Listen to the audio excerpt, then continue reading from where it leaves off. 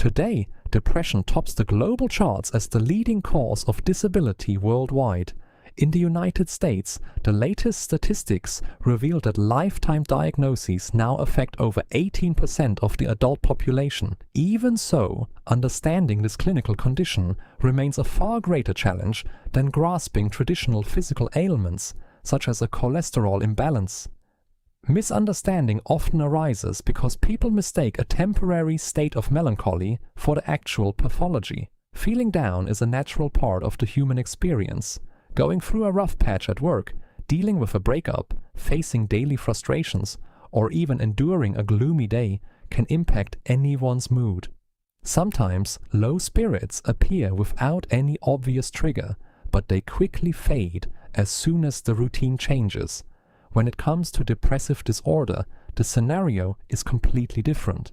This is a medical condition that does not simply vanish through sheer personal effort. The disorder solidifies when symptoms persist for more than 14 consecutive days, dealing a severe blow to professional performance, social life, and the ability to maintain emotional bonds. According to psychiatric manuals, confirming a diagnosis requires the continuous presence of at least 5 of the following markers: a predominantly depressed or melancholic mood, chronic loss of interest in hobbies and previously enjoyable activities, severe fluctuations in weight or appetite, frequent sleep disturbances, chronic insomnia or hypersomnia, noticeable physical sluggishness or motor agitation, constant fatigue and a daily lack of energy, deep feelings of worthlessness or misplaced guilt, deficits in focus, memory, and decision-making capacity, thoughts of death or self-destructive ideation.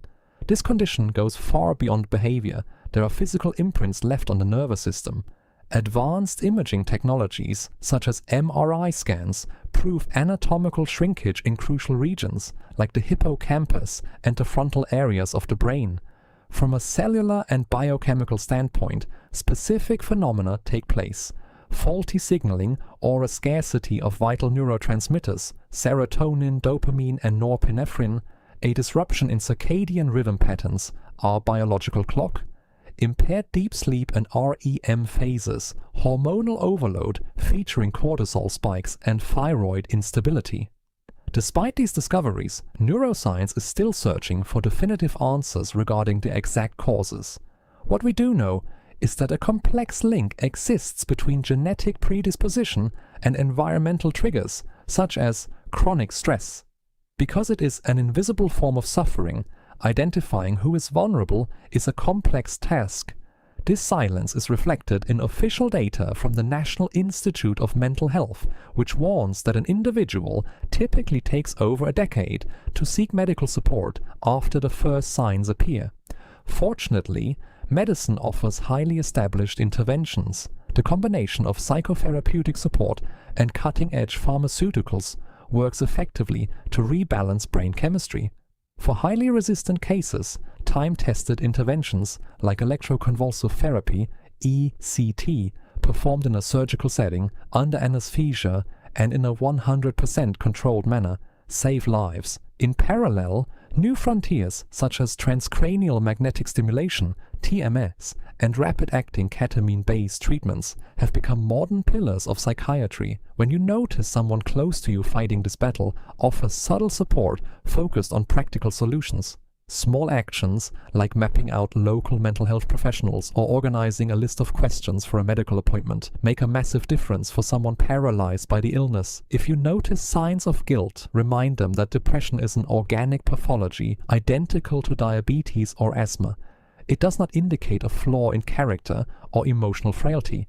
Just as no one expects to heal a bone fracture with positive thinking alone, you cannot demand that someone overcome depression through sheer willpower. If you do not have a personal history with the disease, avoid using your own experiences of fleeting sadness as a yardstick for someone else's suffering. Minimizing it only serves to isolate the patient further.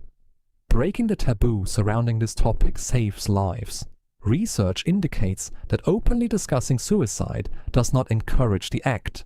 On the contrary, It opens a safe escape route for those who feel suffocated. Frank discussions dismantle social stigma and pave the way for specialized help. Ultimately, increased treatment seeking fuels scientific research, leading to even more precise and efficient therapies in the future.